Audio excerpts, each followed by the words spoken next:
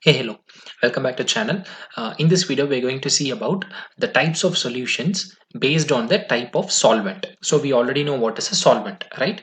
So we'll move on to the first one. So have you heard about universal solvent? So what is a universal solvent? So generally we say universal solvent is the solvent that can dissolve anything, okay, or you can say that most of the things can be dissolved in that solvent. Okay, that solvent we are calling it as universal solvent. So which is the universal solvent? It's nothing but our water. Okay, water is the universal solvent. Why? Because most of the substances around us can be dissolved in water. Okay, keep one thing in your mind. It's not all the substances can be dissolved in water. Most of the substances. Okay, so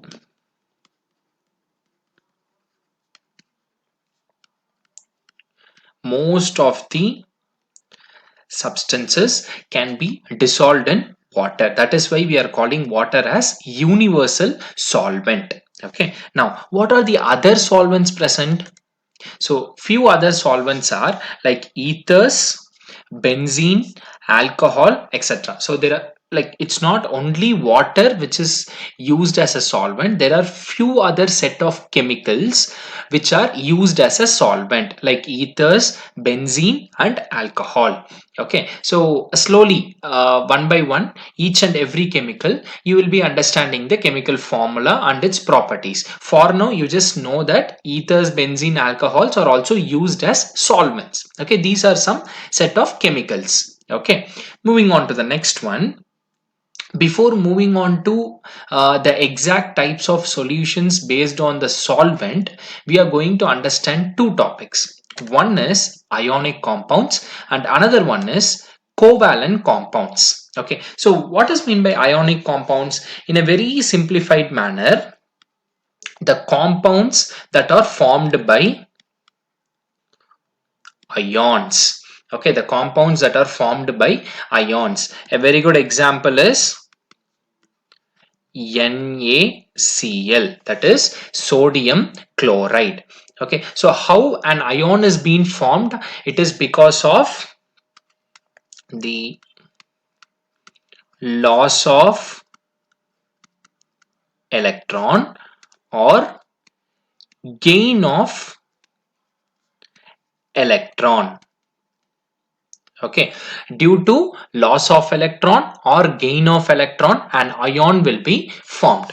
Okay, so in this case, like, we have got two types of ions. One is cation, which is positively charged, and one is anion, which is negatively charged. In this case, sodium chloride, if you take NaCl here, Na plus Cl minus.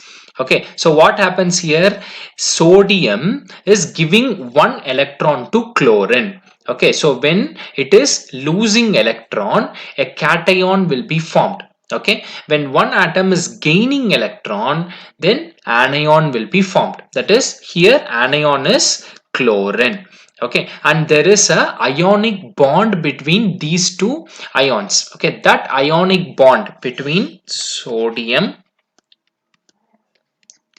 okay, there is a ionic bond between these two atoms. That ionic bond is nothing but electrostatic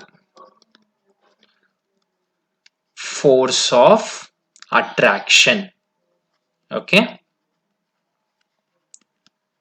so likewise, there are different ionic compounds. We will be seeing few examples also. So generally, ionic compounds are nothing but the compounds formed by the ions. Okay, so what does mean by covalent compounds? In this case, the compounds are formed by the covalent bonds. Okay, the presence of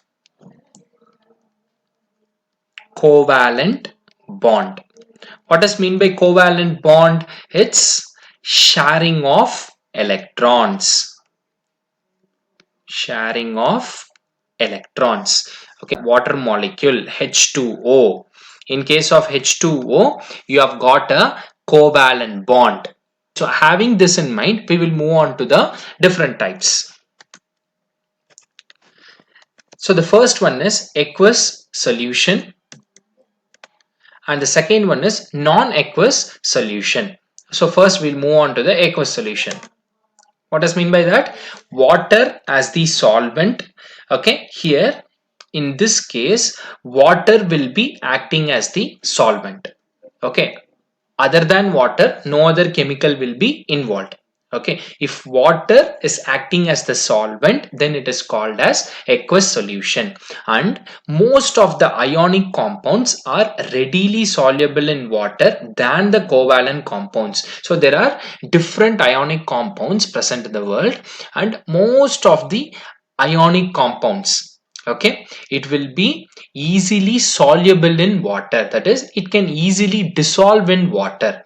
Okay, a very good example is sodium chloride in water. Sodium chloride is a ionic compound which can easily dissolve in water. Okay, what is the sodium chloride? The common salt which we use. Okay, so it can easily dissolve in water.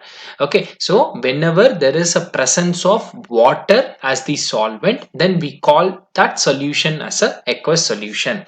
And any liquid as a solvent other than water, we call it as non-aqueous solution.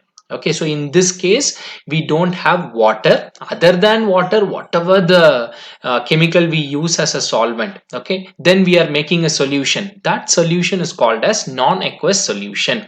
Okay, so here they are given carbon disulfide, acetone. These are the non-aqueous solvents. You can call it as non-aqueous solvents. Okay, because water is not there, right? So carbon disulfate and acetone is the examples for non-aqueous solvents. Okay, so when you are using carbon disulfate and when you are making a solution, that solution will be calling it as non-aqueous solution. And the example here is sulfur dissolved in carbon disulfate. So when you are taking sulfur, you are mixing it with carbon disulfate and you are getting a solution. Okay, that solution is called as non-aqueous solution.